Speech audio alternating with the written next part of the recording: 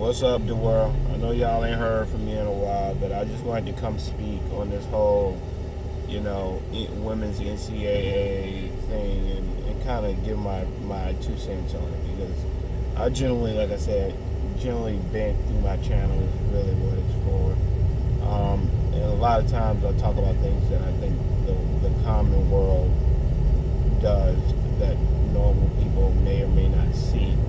And definitely this whole situation with this whole Caitlin Clark, Iowa situation it's annoying, right? Now let me preface this by saying I've always been a person who just generally does not like people who are one-dimensional. Like that's not my thing. And it's that I'm not a fan of Michael Jordan. I'm not a fan of Michael Jordan. I'm not a fan of the way Kobe Bryant plays. I'm not a fan of the way that guys who chunk up a lot of shots. I loved AI as because he was small and he was scrappy and so I was a big AI fan, but it was more about his style. His style of play was never my cup of tea. Ever since I was a little kid, Michael Jordan put that in my mind that that I didn't like players like that. I like players that got all the credit when if you play in a sport where the ball is distributed equally and you rise to the top, then I can thumb me up and say, oh, good, you're a good player. But when you're a player who takes a lion's share of the shots, it's kind of really hard for anybody else to have a great game. And then at the end of the game, when y'all lose, people start saying, well, she can't do it all by herself. Well, that's her problem. She's trying to do it all by herself. And then when you win, it's like, oh, she won by herself. So if you're a teammate, you have absolutely no incentive in what you're doing, right? If I help you, then they're just going to say you did it by yourself. And if I don't help you, they're just going to say I didn't help you. So there's absolutely no incentive in playing on the same team as somebody like that. And this is the problem I have with the Caitlin Clark situation. I think that she spends a whole hell of a lot of her time shooting. And I don't know about you, but when I spend 15 to 20 seconds of possession trying to prevent a basket, only for you to come down, for me to get the rebound, get the rebound, pass it forward, for you to go take 2 steps over the midline and jack up a 3. I'm sorry, I don't want to see that. And people keep going out. Oh, she's not Steph Curry. Okay, Steph Curry is not the volume shooter she is. All right, if you cut her shots down to 20 a game, she would be wildly ineffective. The fact that she shoots up so many threes and she's a good 3-point shooter, the law of numbers, she's going to make some of them. She's going to make a lot of them if she's a good 3-point shooter and she's coming down and hoisting them up. The problem I have is that people ignore the fact that she shoots so much. And it's like, okay, at some point, it's not your talent. When you have to take 30 shots to get 40 points, I'm sorry, it's the same thing I said about Russell Westbrook. I'm not tipping my hat to someone who's shooting 23s. Okay, if you're shooting 23s, you gotta have a lot of pissed off teammates because there had to be a better shot than you chunking up a 3. 20 times. You trying to tell me on 20 of those plays, the best shot was you chunking up a 3. And that's what pisses me off because I don't think she would get the same type of focus. Like you look at Angel Reese, right? In that same game, they say she outplayed Angel Reese. Angel Reese was 10 of 18 with 23 points. 23 or 28 points. With I think 12 rebounds and like 6 assists, like 2 or 3 blocks. Caitlin Clark shot up 30 shots and made 40. It's like, oh, she got 12 assists. Well, if you're just standing there and you're holding the ball the entire time, and the only time you pass it is when you hold the ball for 20 seconds, then pass it to someone else, and they shoot it, it's the Russell Westbrook effect. If you don't give them time to make a second pass, then by the time you pass it to them, they're gonna shoot. And if it goes in, you're gonna get the assist. So if your teammate is making their shots, your assist can jump up that. But she's not getting that many assists per game generally. But she does generally get assists not because she's dissecting or reading any defense, but she just dribbles, she holds the ball, and then when she absolutely has to pass, she passes it where her teammates have no choice but to try to chunk it up whether it goes in or out. And it's not like she gets a bad percentage when they miss, but she does get assists when they make it. So at the end of the day, I'm not impressed by an offensive player that dominates the ball and does it selfishly.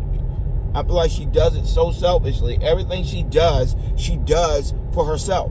And when you're sitting up there watching the game, it's like she's not like if they win a championship, it's because she's playing competition that in this specific instance, they're not used to someone shooting 23s. So most of the time, their defense is not made to stretch that far. When you go to she goes to the professional league, it is not going to be like that because you got veterans on there that have been 10, 15 years. They're not going to stand around while you shooting up 23s. That's not happening. So can she be effective if she only shot 7 threes? Can she be effective if she doesn't have the ball for 20 out of the 24 seconds of the shot clock? Will she still be the same player? That's when you ask the question and you say no, because she is not that great of a dribbler. She is not athletic. She is not great defensively. And why in the world would I spend my time building a team around a player that one talent is the fact that she shoots up an immense amount of shots? I'm not blown away by somebody who's wailing up threes. That pisses me off because if you're a player, the player that gets completely ignored, that is monumental to her game, is that center they have, that big girl that's big and hard. She's a monster. So yeah, you can look real good when you got somebody down there that's banging and doing all the grunt work for you to come down there and chunk up a three. So I'm not saying that the girl doesn't deserve some credit.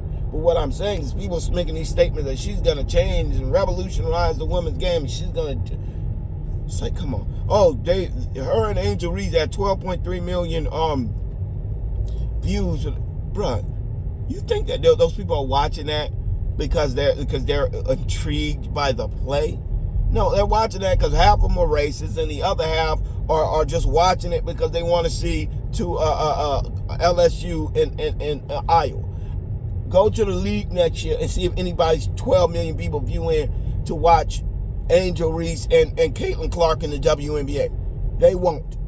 Because A, they're not going to be able to have the same sway they have on their college teams. They're not going to be nobody's going to be beating them the ball, and they're not going to be holding the ball when you got veterans on that team for that long while they just standing around watching. That's not happening. So I think she'll be a JJ Redick type player in the WNBA, a specialist at shooting a three. But she is not going to be running no point guard for nobody because those girls are not going to be standing around while she's just wailing up 23s. That's not going to happen, and I don't have no respect for that. Yeah, if you watch half a game, she always in 40%. It's like if I'm making 40% of my shots, you better be on, because the moment you off, y'all losing. And when you sitting there watching that game, it pisses you off. Because they won the game. She went in there with a vendetta, and Angel Reese got hurt, and so she just started chunking up threes. Great for her. But at the end of the day, I'm not going to sit here and applaud terrible basketball for the sake of one person's ego. I can't understand it. That girl Paige Beckers, beast. Go watch that girl play. That's a beast. That's somebody that can revolutionize. She can't revolutionize because she plays kind of like Diana Taurasi, but she's a great player. And you watch the way she plays. She's athletic. She's a defensive monster. She's an offensive. She can distribute. She can shoot. She can shoot from the mid-range. She has a deep bag. She can take you off the dribble. She can shoot the mid-range. She can shoot the three. She can finish at the rim. That girl can do everything. Caitlin Clark, I don't see her do shit. All I see her doing is very easy, dumb basketball. Oh, catch the ball, shoot it. Catch the ball, shoot it. And like I said, when you're playing teams that are not used to having to stretch their defense like that, yes, you can win games.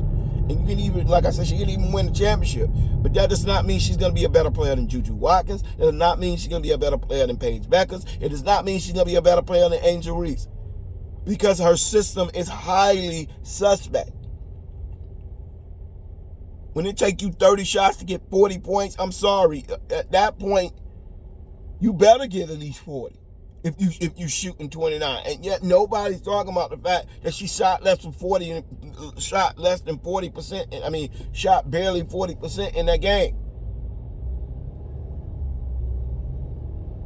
So if you're gonna sit around and I mean less than 50% in that game, and you go watch that game, that's great. I'm happy they won, but they barely won.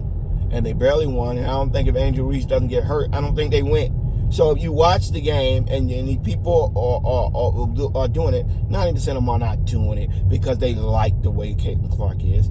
They do it because it's a black girl and a white girl. That's it. And that idiot Paul Pierce came on air and said what all of them. That's why Skip got him on that. To Skip in the background nod like the freaking Wizard of Oz while this idiot is up there embarrassing himself. And you like, bro, this ain't got nothing to do with no black girl. I don't know if you noticed, there's black girls on Iowa too. So that's kind of dumb. And there's also white girls on LSU. So kind of dumb. There weren't a bunch of black girls. They have one of their best players LSU has is white. They got several good white players on that team. So to make it a white versus black is dumb. It was never white versus black. It was Angel Reese versus Caitlin Clark. One happened to be black. One happened to be white. They're both trash talker. They're both braggadocious. They're both very, very sometimes need to be cut down. Angel Reese, I cannot stand the way Angel Reese acts. I mean, I don't think she tries to act like, well, I'm a hood, and that's how no, you're not giving a good face for people from the hood. I'm sorry, you may think you are, but you're not giving a good face to people from the hood. You're making us look ignorant. You're making us look dumb. You're making us look like we have no class, making us look like we don't understand that just because you win doesn't mean you have to treat another person disrespectfully. That is what people have a problem with Caitlin. At least that's why I have a problem with Angel Reese. I don't like her being held up as black versus white. She's her and that other little girl. They're dumb. They do dumb stuff. And it's like you can't turn around and say John Morant needs to grow up, and then turn around and look at Angel Reese and say, nah, go ahead, do your thing. It's like, no, you can't have double standards. You gotta have you are playing a professional sport. You have kids watching you, and you don't want kids running around. I understand. She's like, oh, ever since I won the championship, I've been getting death threats and this, that, and the third. Well, I'm sorry, Angel Reese, that sucks, and there's no reason for somebody to do that to you. But by the same token, you didn't have to pick the role you chose. Racism was out there. They were mad because you were winning. But Juju Watkins is a great player. I don't think she's from the ghetto, but she's a great player. She's black. And nobody's going to hate her because she doesn't do what you do. You're a great player. Just be a great player. There's no need for the extra career. If that's how you get yourself going, knock yourself out. But I'm not going to sit there and watch people trash Draymond, trash John Morant, trash everybody that acts like you do. And then when it comes to you, they got to play you a kick love. No, that's not how it works. You don't get to do what you want. If you turn yourself into a villain, you become the villain. That's how it works. You think Draymond ain't dealing with that? You think Ja ain't dealing with that? You think Dylan Brooks ain't dealing with that? If that's the role you take on as the villain, that's the role you got to live with. You can't come after the fact and start acting like woe is me when the camera gets hot. No, you pick that role. That comes with a level of responsibility. Don't act like that if you don't want to deal with the smoke. It's the same thing when if you don't want to deal with the smoke, get out the kitchen. It's the same thing with Caitlin Clark. what she did last year. Don't act that way, because when you act that way, people are gonna shove it in your face and they're gonna mess with you, because you beating these people's teams, and you're doing it in a way where these people haven't been to a championship. These people ain't won nothing, and they thinking they got an opportunity, and then they lose. And instead of you, I mean, like I said, it's all right to get up there and boast about how good you are, but to try to embarrass other people is what I don't like. You don't have to embarrass other people for you to gloat about how good you are. Just go to the thing and say, hey, I just think we're the best team in the world. You can have all that same bravado. You don't need to embarrass and humiliate the opponent. But at the end of the day, I don't think the girl's a bad girl. I just think bad woman, whatever. I just think sometimes she tends to Draymond Green it. Like, her emotions override her judgment sometimes. And she starts to see everybody as one person.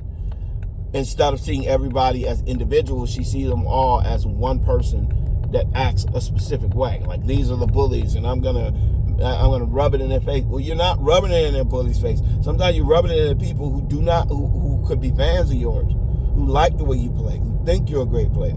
There's no need to try to embarrass and humiliate them. Her getting in that fight, the LSU getting in the fight with South Carolina.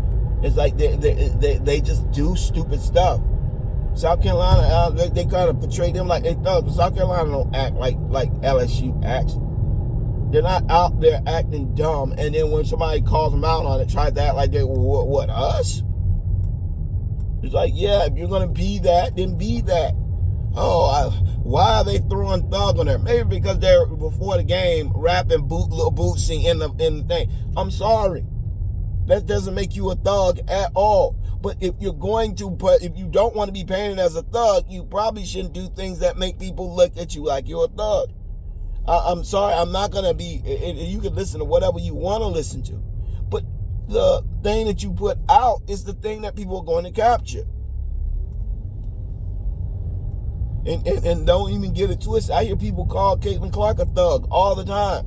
They say she's selfish. I see a million negative things about Caitlin Clark, because I don't think it has anything to do with race. Why people don't like Angel Reese? Because there have been great black players forever, from Lisa Leslie to Cynthia Cooper to way back to Cheryl Miller.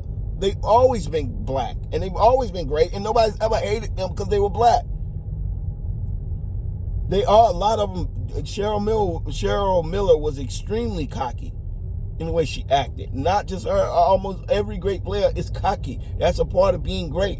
But by the same token, those people aren't turning around after they and doing the stuff that Angel Reese does, because she's closer to Draymond Green than she is a normal player.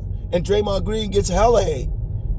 But it's not because he's black. It's because he's an asshole. And it's the same thing with her. You're not getting hate because you're black. You're getting hate because you're a B. ITCH. So if you're going to go and take on that role of being the evil witch, then what do you think is going to happen when people turn around and they look at it and they say, who do I want to hate? I'm not going to hate the girl that's just being respectful and I can't get mad at her because she's just better than us.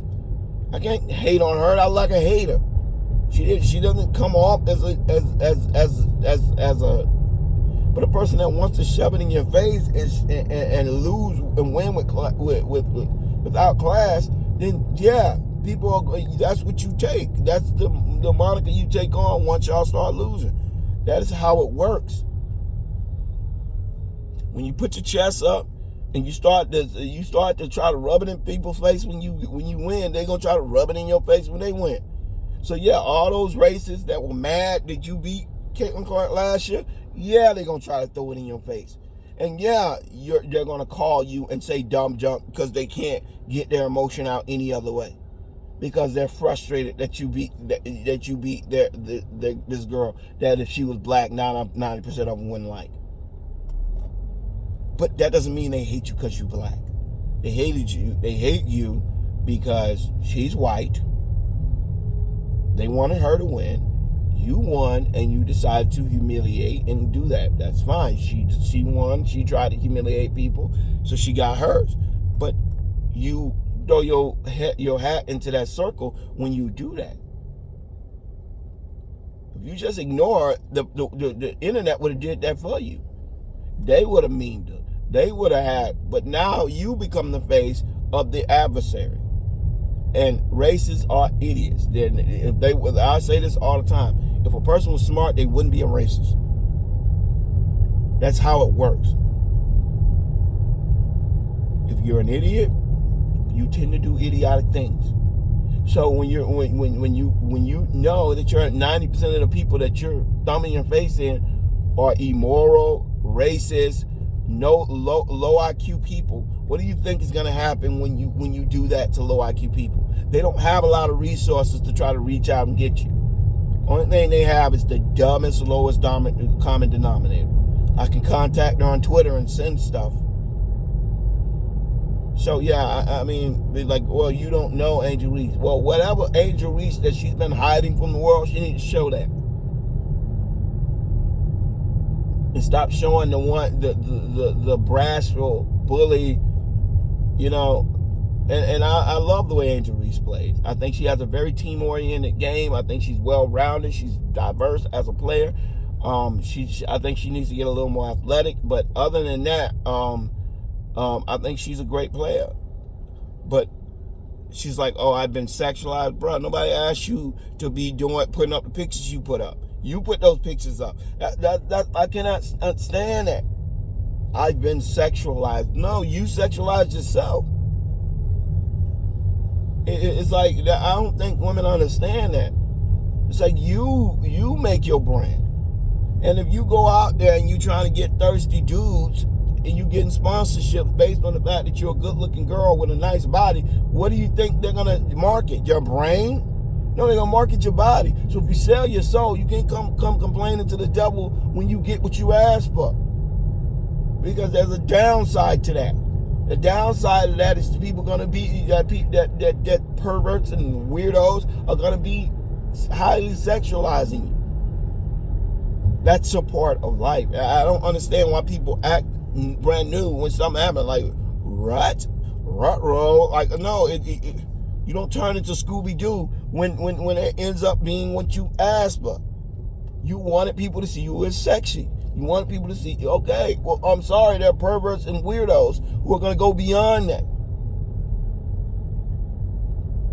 So, I just think, I'm not saying that by all means, like I said, I can understand the frustration of it. Maybe she stepped her foot into a hornet's nest and did not understand how bad the stings hurt. I understand that. She's a young girl and she made decisions that were made in the heat of the moment, and I understand that she is not going to be the smartest version of herself now. I understand it. But now is when she's in the situation. So I'm commenting on the situation as presently presented. So, same thing with Caitlin Clark. There are people who do not like that racists like her. And because people don't like that racists like her, they want to see her fall. Paige Beckers, black people root for Paige Beckers all the time because they do not think that she is a cup of tea that most racists like. The way she talks, the way she acts, her swagger, she has a quiet confidence about herself. You know she thinks she's good, but she's not like Caitlin Clark. Caitlin Clark has more of that white bossy, I guess, like that white bossy, assertive swagger to her, which is more Karen-y than it is anything else. And that's how she comes off. She comes off like she's manipulating the game so that she gets all the credit. And in the end, it's really her teammates doing what they need to do to make her look good, and in the end, she's the one using the bravado and talking and getting. She's the head of the lion, and that's what happens. You get a lion, you get a lion. But what I don't like about Caitlin Clark is when they lose, she has a tendency on court to start complaining about the calls. She starts to blame her. You see her get visibly irritated with her teammates and try to blame them.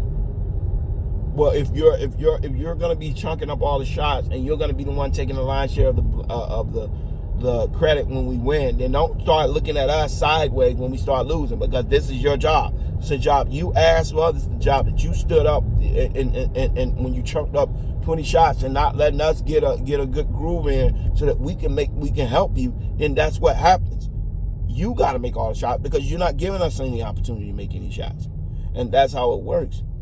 You can't come down there chunking up 29 shots to 30 shots a game and then expect other people to be hot when you need them to be. When they get one shot every every 5 or 6 minutes. That's not going to work.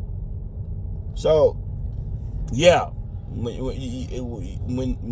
people understand that racists like Caitlin Clark, and because racists like Caitlin Clark, she is not the cup of tea of most black people. Because black people don't like people that racists can hold up and say, this is my girl. Now, obviously, I think Caitlin Clark will either come out or say something that will sound liberal because she has to, because if she sounds conservative, they're going to immediately turn on her. For the lot, she'll still have her racist fan base, but the more media darling situation, the woman's power situation will go right out the window the minute she opens up her mouth and reveals herself to have any type of liberal views, which it's hard for her to be a star nowadays and not have liberal views and think she's going to remain a star. It's not going to happen, at least not in the general media. Maybe in the conservative media space, but definitely not in the general media space. So to me, it just comes down to what do you value.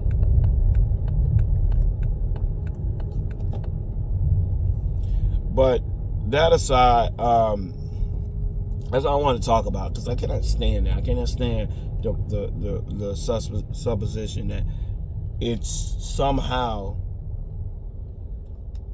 amazing now when the same journalists criticized Russell Westbrook for years for having as many shots as he has points. So she made 9 threes. Yeah, she took 20 of them. So I'm not overly. She had 9 shots. She had 20. She had 9 threes against the best team. Okay. Well, let's express that Angel Reese got hurt. So she wasn't playing LSU at full strength.